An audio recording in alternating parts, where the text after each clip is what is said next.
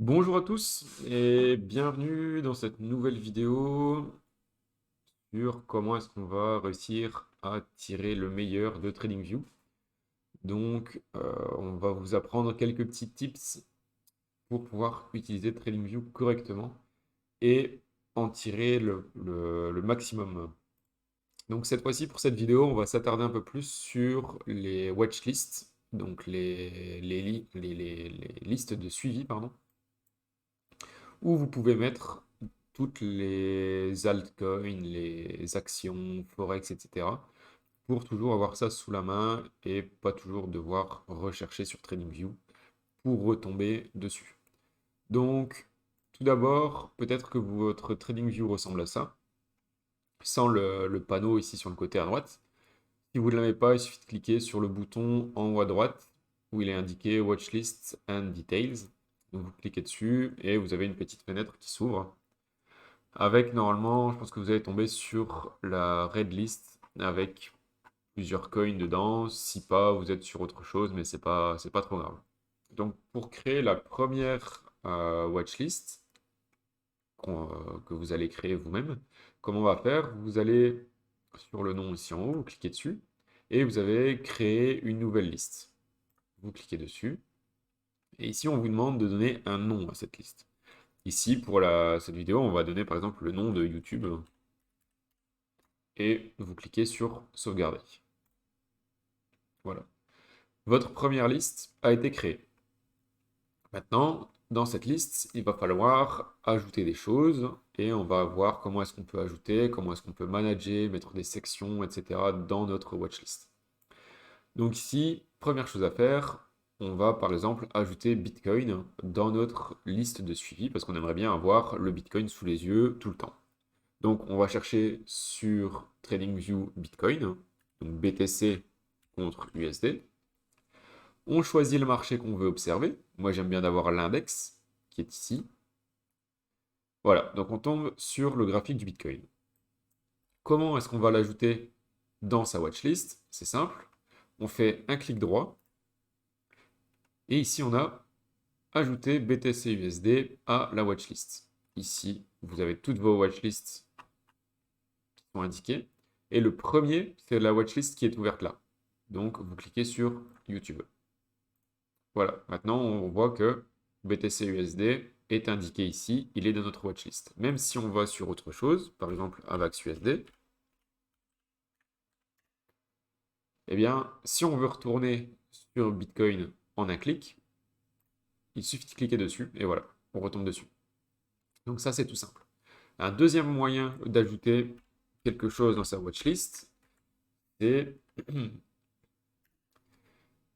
de faire Alt W. Donc si vous êtes sur le graphique d'AVAX USDT, vous appuyez en même temps sur Alt et W sur votre clavier et vous voyez que AVAX USD vient d'apparaître ici. Donc ça, c'est la deuxième façon pour ajouter un actif dans votre liste de suivi.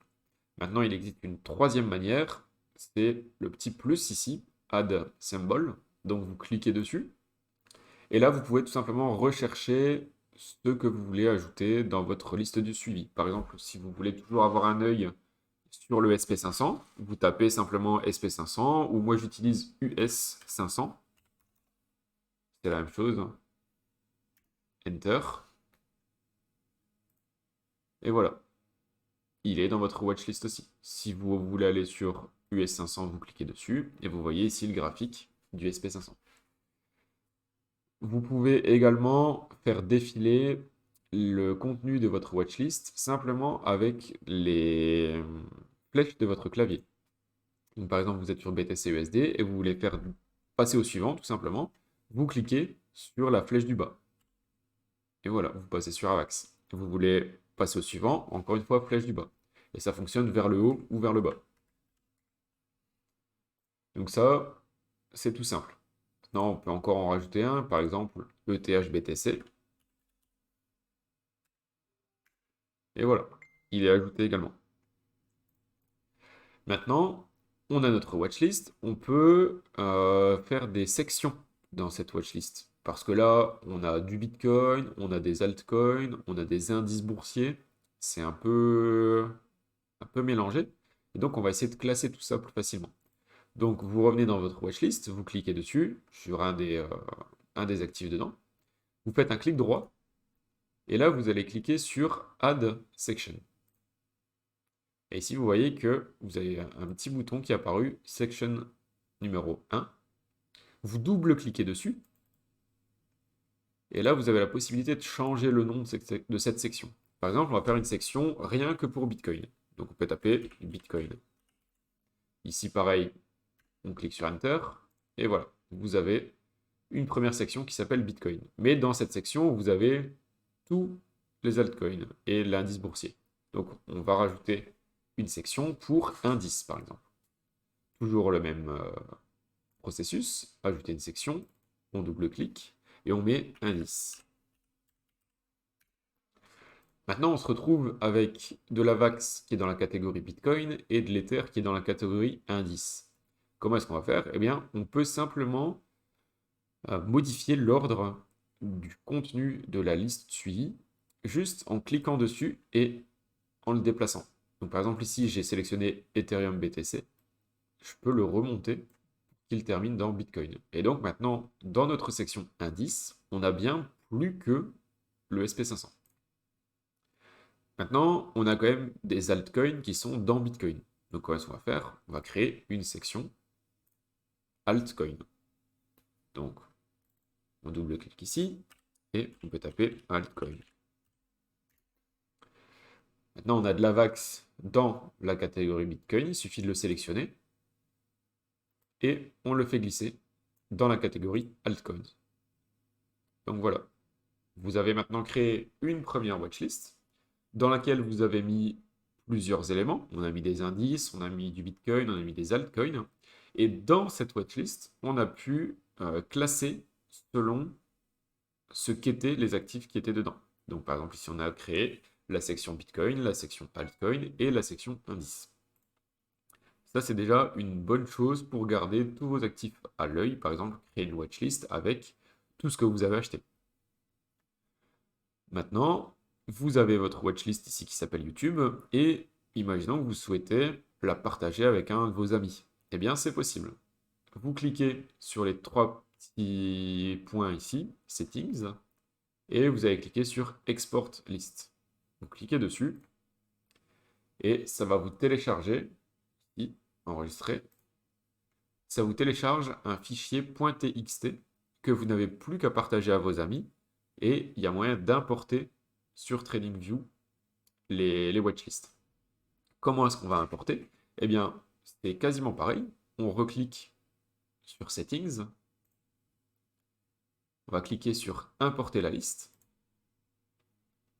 Et vous avez ici toutes les watchlists que vous avez téléchargées. Donc, par exemple, ici, hier, j'ai téléchargé FTX All Markets, donc tous les marchés FTX.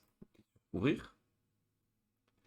Et voilà, votre watchlist a été importée dans TradingView. Donc vous voyez que vous avez tous les marchés de FTX qui sont ici dans la watchlist.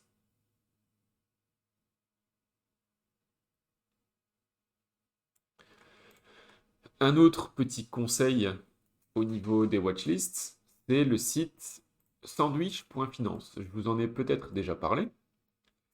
Donc l'adresse est ici, sandwich.finance.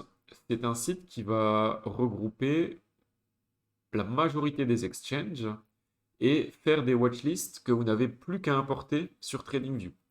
Donc par exemple ici, Binance, vous avez 7 listes de suivi différentes en fonction de ce que vous voulez. Si vous voulez, admettons, simplement des paires contre Ethereum, eh bien, vous cliquez sur ETH Market.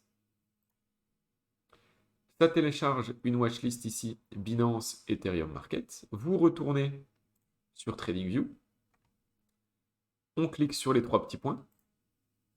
Importer la liste. Et il suffit de sélectionner Binance Ethereum Market. Vous cliquez sur Ouvrir. Et voilà, vous avez toutes les paires de Binance qui sont contre Ethereum.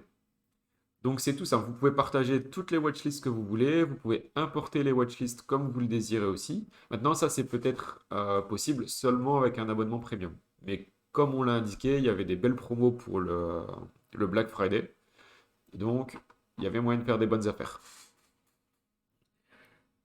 Vous avez ici tout le pouvoir entre guillemets entre vos mains pour gérer correctement vos watchlists. Donc on va s'arrêter ici parce que il y a déjà pas mal à faire avec ces watchlists, bien les organiser, etc. On se retrouvera pour d'autres vidéos, pour d'autres conseils et astuces sur l'utilisation de TradingView. Moi, je vous dis une bonne journée et à la prochaine. Ciao!